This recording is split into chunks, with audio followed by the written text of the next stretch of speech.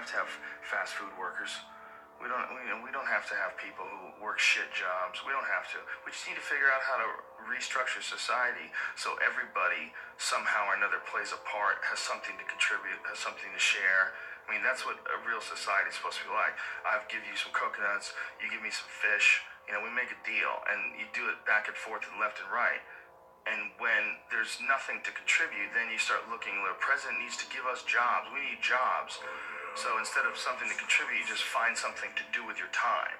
And then it becomes about doing that more than it becomes about finding something to contribute.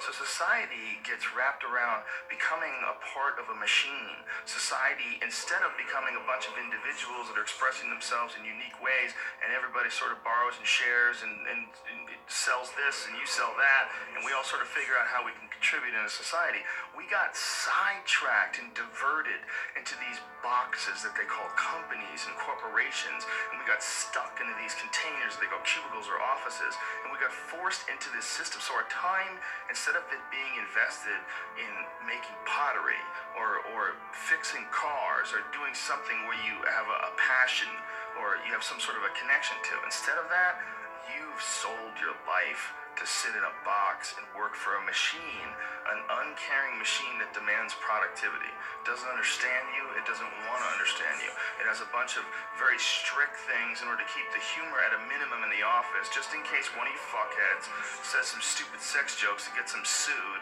and they have to give somebody $1 million. So get it together, and this is your life now.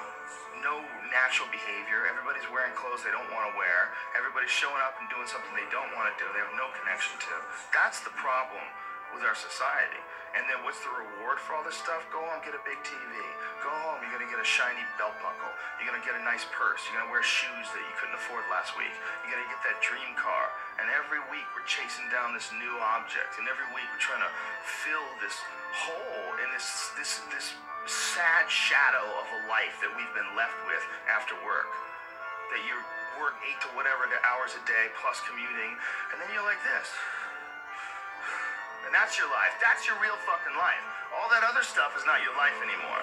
All that other stuff is work. And most of us have committed to that. I know you've been there before, and I've been there before. And we understand that it's a trap because we got out of it.